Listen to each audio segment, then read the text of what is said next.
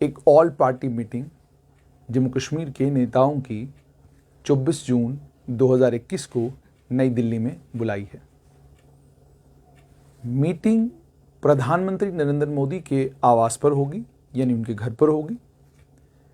और मीटिंग के लिए न्योता, मीटिंग की गंभीरता, मीटिंग की इम्पोर्टेंस और मीटिंग किस लेवल की है और उसमें क्या कुछ फैसले लिए जा सकते हैं, उसका अंदाज़ा इस बात से लगाया जा सकता है कि मीटिंग के लिए telephone union home secretary Ajay Kumar Bhalla ने तमाम नेताओं को किया। अब कौन लोग इस मीटिंग में इनवाइट किए गए हैं? इस मीटिंग में चार पूर्व मुख्यमंत्री, 4 पूर्व उप मुख्यमंत्री और उसके अलावा जितने भी राजनीतिक दल जम्मू कश्मीर के हैं, क्षेत्रीय हैं या जो नेशनल पार्टीज हैं, राष्ट्रीय दल हैं, उन राष्ट्रीय दलों के भी अध्यक्षों को बुलाया गया है। इसका मतलब ये, जब हम 4 मुख्यमंत्रियों की बात करते हैं तो 4 मुख्यमंत्रियों में डॉक्टर फारूक अब्दुल्ला, उनके पुत्र उमर अब्दुल्ला, पूर्व मुख्यमंत्री महबूबा मुफ्ती और पूर्व मुख्यमंत्री गुलाम नबी आज़ाद भी होंगे। 4 उप मुख्यमंत्रियों की अगर बात करें तो उसमें भारतीय जनता पार्टी के कविंद्र गुप्ता रहेंगे, उसमें कांग्रेस के ताराचंद रहेंगे,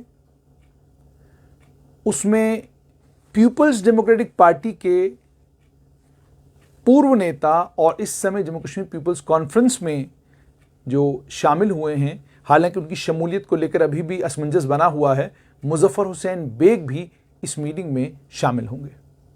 अब अगर अध्यक्षों की बात की जाए तो जिन लोगों ने हमसे बात करके पुष्टि की है कि उन्हें न्योता दिया गया है या जिन्होंने किसी को कहा और हम तक बात पहुंच गई कि उनको भी न्योता मिला है, उसमें कांग्रेस के अध्यक्ष गुलाम अहमद मीर,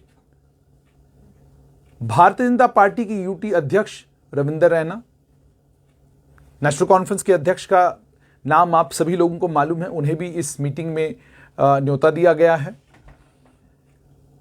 उसके अलावा अन्य कुछ दल हैं जिन दलों के प्रदेश अध्यक्षों को इस मीटिंग में 24 जून 2021 को 3 बजे प्रधानमंत्री के आवास पर दिल्ली में ये मीटिंग होगी, वहां पर इन सबको आमंत्रण दिया गया है।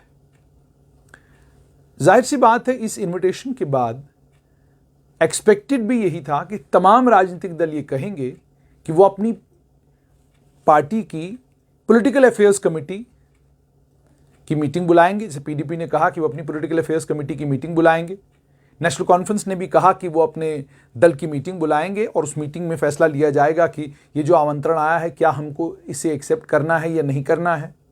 और अन्य दलों ने भी यही बात कही। भारतीय जनता पार्टी की तो जाहिर सी बात है, केंद्र में सरकार उन्हीं की है, तो वो इस मीटिंग में पार्टिसिपेट करेंगे, बिल्कुल रोज़ रोशन की तरह आया है कि वो ज़रूर इस मीटिंग में पार्टिसिपेट करेंगे। लेकिन जेकेपीसीसी के प्रदेश अध्यक्ष गुलाम अहमद मीर को बुलाया गया है।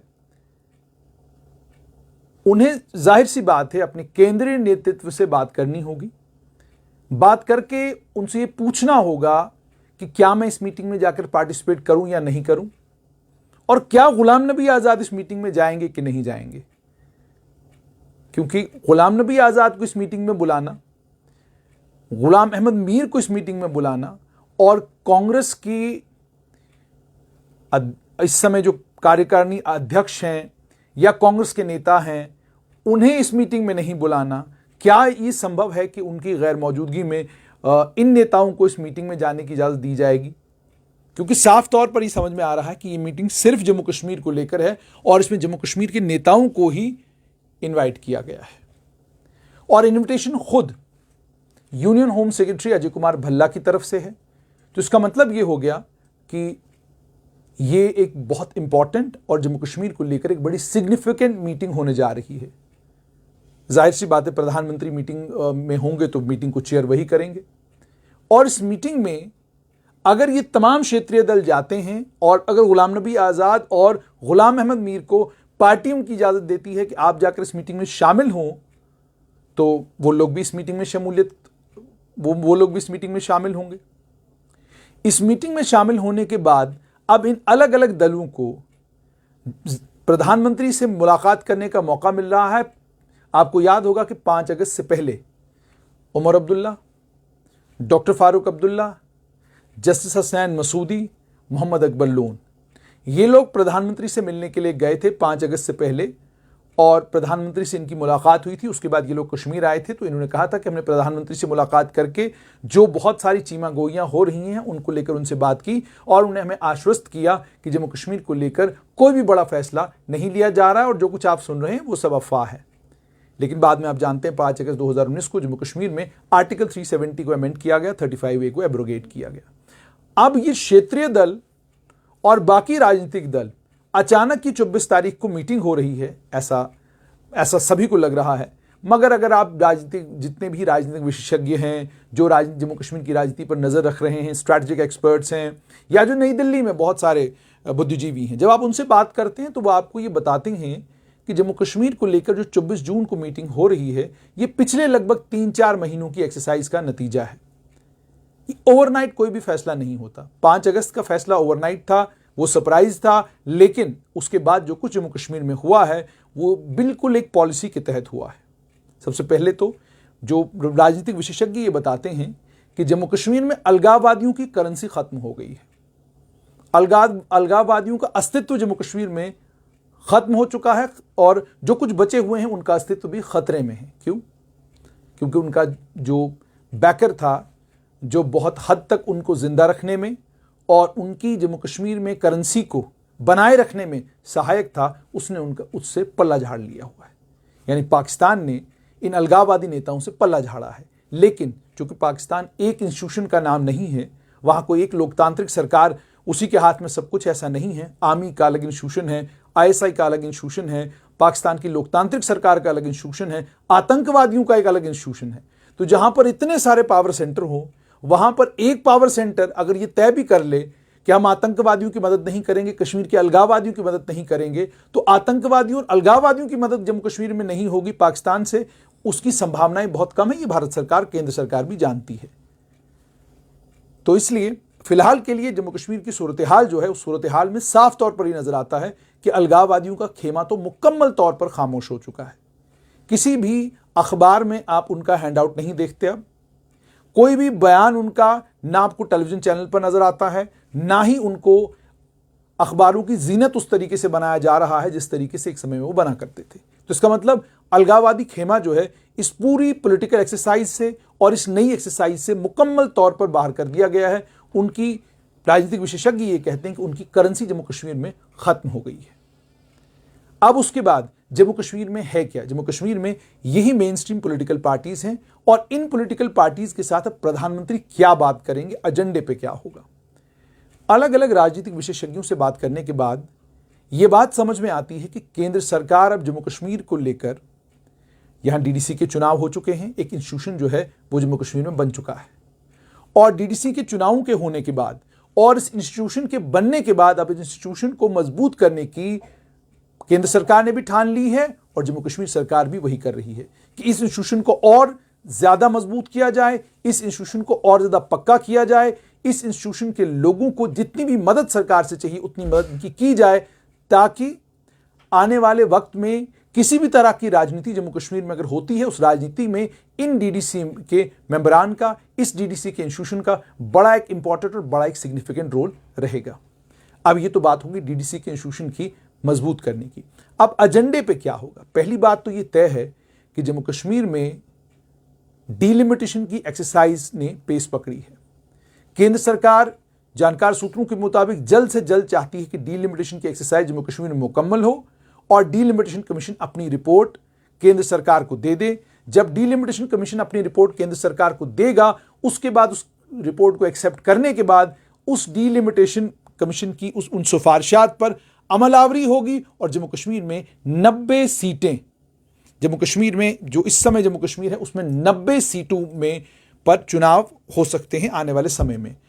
जहां तक जानकार सूत्रों का ताल्लुक है, वो साफ तौर पर ये कहते हैं कि केंद्र सरकार ये चाहती है कि सितंबर से पहले पहले अगर ये सारी एक्सरसाइज मुकम्मल होती है और सितंबर के आखिर तक अगर इस एक्सरसाइज को कंक्लूड कर लिया जाता है तो अक्टूबर नवंबर के महीने में election commission of India Jammu Kashmir में चुनाव करा सकता है।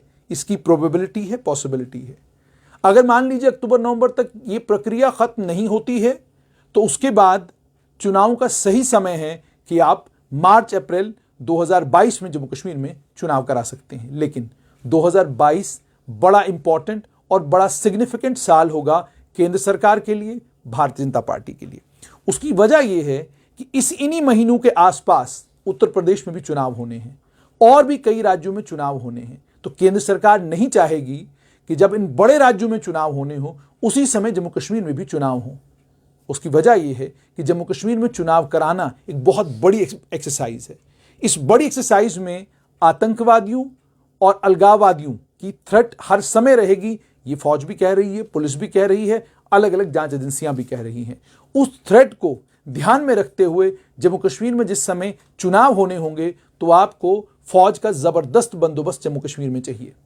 उस फौज के जबरदस्त बंदोबस्त के बाद ही जम्मू कश्मीर में चुनाव संभव हो सकते हैं। दूसरा, 22 अगस्त तक अगर अमरनाथ यात्रा शुरू की जाती है, जिसके लिए अभी भी लेफ्टिनेंट गवर्नर कह रहे हैं कि पहले जाने बचाना जरूरी है, उसके बाद यात्रा भी होगी और यात्रा को लेकर उन्होंने कहा है कि अभी फैसला नहीं लिया गया है। 24 तारीख को जब प्रधानमंत्री इस ऑल पार्टी मीटिंग को चेयर करते हैं, इस मीटिंग में जो भी एजेंडा होगा उस एजेंडे पर बातचीत होगी। और जाहिर सी बात है जो राजनीतिक दल, ये अभी तो हालांकि ये भी पता नहीं कितने राजनीतिक दल जाएंगे भी कि नहीं जाएंगे, और अगर जाते भी हैं तो ये राजनीतिक दल क्या क्या अपनी बात प्रधानमंत्री के समक्ष रखेंगे, क्या बातें होंगी, वो तमाम इन पॉलिटिकल पार्टीज को पता होंगी। लेकिन जो सामने इस समय है कि 22 अगस्त तक जो अभी का कार्यक्रम है उसके मुताबिक 22 अगस्त तक यात्रा होनी है। 22 अगस्त को यात्रा खत्म होगी, उसके बाद सितंबर अक्टूबर का महीना आपके पास है और साफ तौर पर सारी चीजें ये बताती हैं कि अक्टूबर नवंबर के महीने में ही संभवतः जम्मू कश्मीर में चुनाव हो सकते हैं, उनकी पॉसिबिलिटी है। और अगर अक्टूबर नवंबर में नहीं हुए तो फिर देश के अन्य राज्यों के साथ में अप्रैल मई के महीने में भी हो सकते हैं, मार्च अप्रैल में भी हो सकते हैं। ये केंद्र सरकार को तय करना है। मगर एक बात तो साफ है कि सभी राजनीतिक दलों को ये बात उन तक पहुंच चुकी है कि जम्मू कश्मीर में अब चुनाव किसी भी समय डीलिमिटेशन कमीशन की रिपोर्ट के आने के बाद, डीलिमिटेशन की एक्सरसाइज के मुकम्मल होने के इमीडिएटली बाद जम्मू कश्मीर में चुनाव होंगे। अब ये पार्टी जब 24 तारीख को प्रधानमंत्री से मुलाकात करेंगी, वह क्या होगा तो पार्टियों को मालूम। चलिए हम थोड़ा स्पेकुलेट करते हैं। जहां तक नेशनल कॉन्फ्रेंस का ताल्लुक है, नेशनल कॉन्फ्रेंस अगर इस मीटिंग में शामिल होती है तो पहली बात तो नेशनल कॉन्फ्रेंस स्टेटहुड की बात करेगी। दूसरा, नेशनल कॉन्फ्रेंस आर्टिकल 370 को लेकर जो उनका स्टैंड है उसको रीट्रेट करेगी। लेकिन चूंकि आर्टिकल 370 को लेकर केंद्र सरकार नेशनल कॉन्फ्रेंस को भी और अन्य दलों को भी यह कह सकती है कि मामला आप लोग कोर्ट में लेकर गए हैं, मामला सुप्रीम कोर्ट के अधीन है, सुप्रीम कोर्ट ने इस मामले को सुनना है। सुप्रीम कोर्ट जब तक इस मामले की सुनवाई करता है और इस मामले पर कोई फैसला आता है, बेहतर है कि हम इसको सुप्रीम कोर्ट के ही हवाले करके रखें। जहां तक सरकार का ताल्लुक है, सरकार ने इस पर एक बिल्कुल क्लियर कट स्टैंड लिया है और यह भारतीय जनता पार्टी के मंशूर में भी था, उनके इलेक्शन मैनिफेस्टो में भी था कि जब भी हमारे पास पूर्ण बहुमत वाली सरकार होगी, हम जम्मू कश्मीर से धारा 370 को खत्म करेंगे। जब पूर्ण बहुमत वाली सरकार बनी तो भारतीय जनता पार्टी ने आर्टिकल 370 को अमेंड किया, 35A को एब्रोगेट कर दिया और जम्मू कश्मीर को केंद्र एक प्रदेश से केंद्र शासित प्रदेश में तब्दील कर दिया। और एक लंबे समय से जो लद्दाख के लोगों की मांग थी कि उनको यूनियन टेरिटरी दी जाए, उनको यूनियन टेरिटरी का दर्जा दे दिया। ये सब कुछ इतिहास में हो चुका है। जाहिर सी बात है केंद्र सरकार जब बात करेगी तो वो इन सभी चीजों को जम्मू कश्मीर के इन राजनीतिक दलों के सामने रखेगी और अपने स्टैंड से क्या केंद्र सरकार एक कदम पीछे हट सकती है? संभावनाएं ना के बराबर है, पॉसिबिलिटी नहीं है। पॉसिबिलिटी इसलिए नहीं है क्योंकि जिस आर्टिकल 370 को अमेंड करने के लिए पूर्ण बहुमत का इंतजार एक राजनीतिक दल ने 70 साल से ज्यादा किया हो, उस आर्टिकल को अमेंड करने के बाद उस पर पीछे हटना या उस आर्टिकल को लेकर कोई दूसरा फैसला करना संभवतः आज के माहौल में संभव नहीं है। और कुछ विशेषज्ञ तो यहां तक कहते हैं कि मान लीजिए कल अगर कोई और सरकार केंद्र में आती है तो किसी भी सरकार के लिए संभव नहीं होगा कि वो आर्टिकल 370 को रिस्टोर करने की, 35A को रिस्टोर करने की बात भी जम्मू कश्मीर तो क्या देश, जम्मू कश्मीर तो क्या किसी भी जगह ये बात करे, इसकी संभावनाएं बहुत कम है। राजनीतिक दल राजनीति करने के लिए 35 से 370 की रिस्टोरेशन की बात कर सकते हैं, लेकिन आज तक जो जम्मू कश्मीर का इतिहास है वो यही बताता है कि जो जो चीजें आर्टिकल 370 जिस समय था, जैसे जैसे उसकी अमेंडमेंट हुई, जो जो बदलाव उसमें लाए गए, उसमें से कुछ भी रोल बैक कभी भी नहीं हुआ।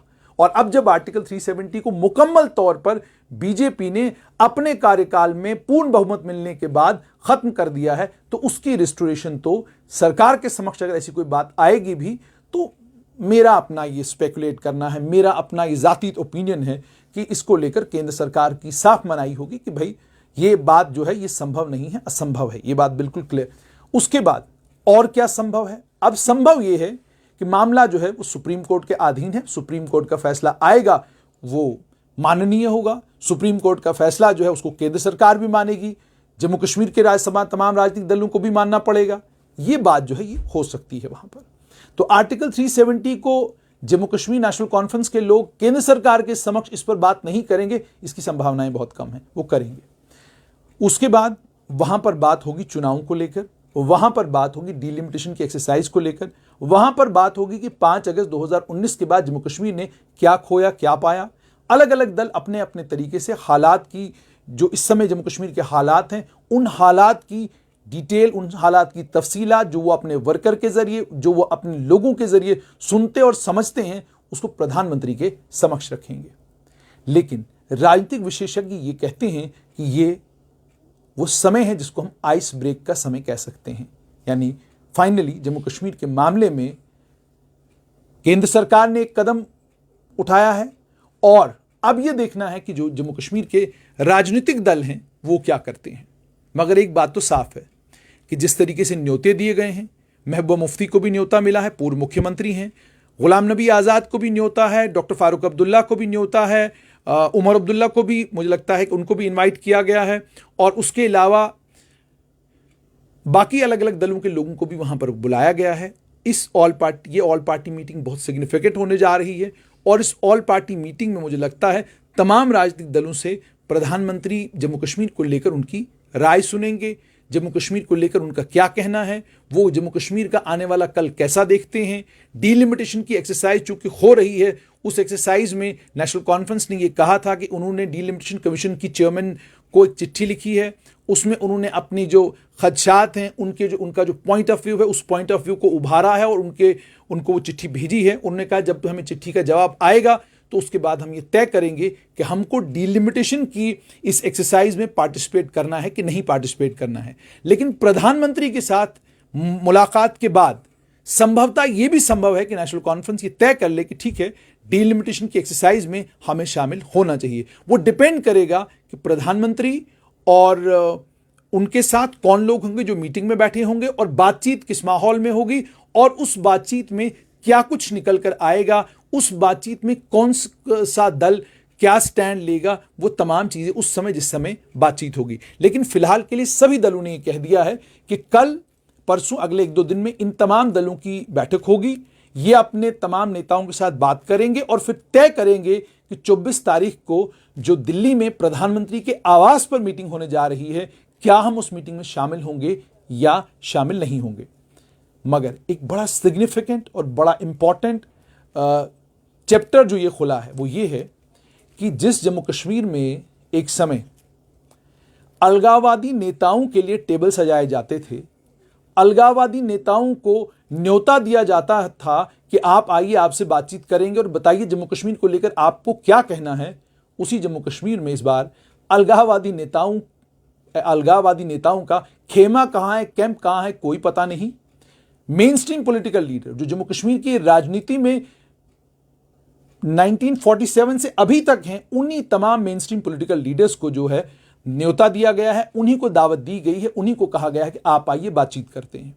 और दूसरा बड़ा बदलाव ये कि कहां ये मेन स्ट्रीम पॉलिटिकल जितनी भी पॉलिटिकल पार्टी जम्मू कश्मीर की हैं, कहां वो समय जब सेल्फ रूल और ग्रेटर ऑटोनॉमी की बात ये पॉलिटिकल पार्टीज किया करती थी, आज इन पॉलिटिकल पार्टीज के पास, प्रधानमंत्री के पास जब ये मुलाकात करने के लिए जाएंगे, ये पासिंग रेफरेंस में, ये मेरी अपना ओपिनियन है, अपना एक ख्याल है, गलत भी हो सकता है, पासिंग रेफरेंस में greater autonomy, self rule, achievable nationhood की बात तो कर सकते हैं, लेकिन सेंट्रल पॉइंट जो इन तमाम राजनीतिक दलों का वहां बातचीत में संभवतः होगा, वो होगा कि क्या जम्मू कश्मीर की स्टेटहुड कितने समय में आप रिस्टोर करेंगे। और हो सकता है इसी बात पर बात अड़ जाए कि आप पहले स्टेटहुड रिस्टोर करें, हम उसके बाद चुनावों में पार्टिसिपेट करें, या ये हो कि चलिए चुनाव में पार्टिसिपेट करते हैं मगर एक टाइमलाइन दे दीजिए, एक डेट दे दीजिए कि कब आप जम्मू कश्मीर की स्टेटहुड रिस्टोर करेंगे। ये कुछ बातें वहां पर हो सकती हैं, पर जम्मू कश्मीर की राजनीति में और जो स्ट्रैटेजिक एक्सपर्ट्स हैं, उन स्ट्रैटेजिक एक्सपर्ट्स के लिए ये जो ऑल पार्टी मीटिंग है बड़ी सिग्निफिकेंट है। मैंने पहले ही आपको बताया कि अलगाववादी खेमा किधर है किसी को मालूम नहीं, वो खेमा लगभग नॉन एग्जिस्टेंट हो चुका है। तो ये अपने आप में जम्मू कश्मीर की राजनीति में सबसे बड़ा बदलाव है। और दूसरा बड़ा बदलाव ये है कि केंद्र सरकार जिन नेताओं के साथ दिल्ली में बातचीत करने जा रही है, वो तमाम नेता हैं जो जम्मू कश्मीर की राजनीति में पिछले लगभग 40 साल से तो सक्रिय सभी के सभी हैं। और ये वो सभी नेता हैं जो अलग अलग तरीके से और अलग अलग प्लेटफॉर्मों पर ये बात बार बार कहते रहे हैं कि जम्मू कश्मीर में आतंकवाद और अलगाववाद की आग को बुझाना है और जम्मू कश्मीर को इससे बाहर निकालना। ये वो बातें कहते रहे हैं। कितना इस पर उन लोगों ने खुद अमल किया है, क्या कुछ उन्होंने इतिहास में किया है, इतिहास उसका साक्षी है।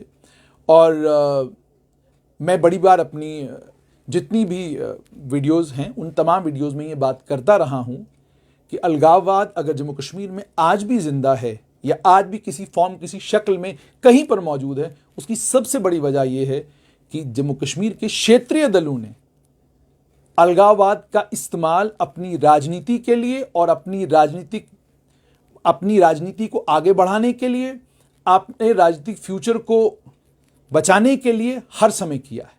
उम्मीद और तवक्का ये की जा सकती है आने वाले कल में हमको अलगाववाद और अलगाववाद से जुड़े हुए स्वर जम्मू कश्मीर में सुनने को नहीं मिलेंगे। और जो नई राजनीति जम्मू कश्मीर में होगी वो राजनीति डेवलपमेंट की, शांति की, प्रोग्रेस की राजनीति होगी। और अलगाववादी खेमा जो कहीं बचा हुआ है, कहां कोई पता नहीं, उस खेमे को भी ये बात समझनी चाहिए कि जिनकी पीठ पर बैठकर आज तक वो कश्मीर घाटी में अपनी गंदी राजनीति करते रहे, वो अब निकल चुके हैं।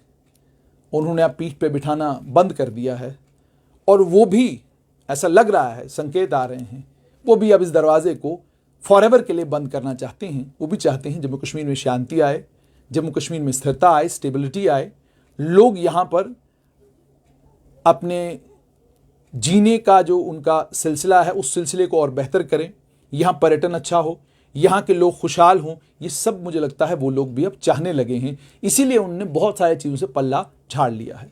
आतंकवाद भी आहिस्ता आहिस्ता समय के साथ में बहुत हद तक तो कंटेन हो चुका है। पत्थरबाजी अब आपको कश्मीर घाटी में देखने को नहीं मिलती। कई छुटपुट घटनाएं हो जाती हैं लेकिन काबू में आ जाती हैं। अलगाव, पत्थरबाजी बहुत कम हो रही है। और उसके बाद आतंकवादियों के जो मंसूबे हैं, बनाते तो बहुत हैं लेकिन कोई भी मंसूबा कामयाब नहीं होता।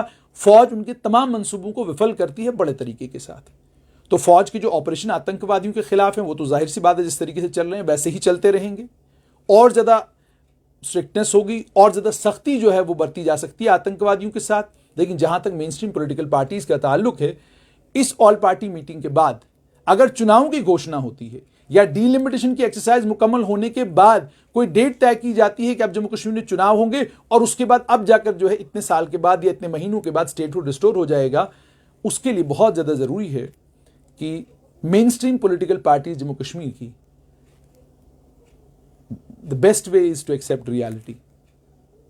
जब आप सच्चाई को एक्सेप्ट कर लेते हैं और उसके बाद ये तय कर लेते हैं कि अब कोशिश ये करें कि सेपरेटिज्म के बिस्तर को गोल करें और जो सेपरेटिज्म की भाषा हम सालों से बोलते रहे हैं उस भाषा को बोलना बंद कर दें और लोगों को सच बताना शुरू करें और जम्मू कश्मीर में तामीर और तरक्की के कामों में शामिल भी हों और तामीर और तरक्की के कामों को जल्द से जल्द मुकम्मल करें। लोगों को बिजली, पानी और बाकी तमाम दिक्कतें जो उनको आ रही हैं, उन दिक्कतों को एड्रेस करने का काम करें, तो ही बात बनेगी। वरना ऑल पार्टी मीटिंग हो जाएगी, ऑल पार्टी मीटिंग के बाद अलग अलग राजनीतिक दल बाहर आकर अगर वही अलगाववाद वाली राजनीति शुरू करेंगे तो there are no takers of this separatist politics now either in India और एल्सवेयर। तो ऑल पार्टी मीटिंग 24 तारीख को होने जा रही है। हमारी नज़र ऑल पार्टी मीटिंग पर रहेगी और ज़रूर ऑल पार्टी मीटिंग के बाद जब राजनीतिक दल बाहर आएंगे तो क्या कुछ वो कहेंगे उस पर भी एनालिसिस लेकर आपके साथ ज़रूर जुड़ेंगे।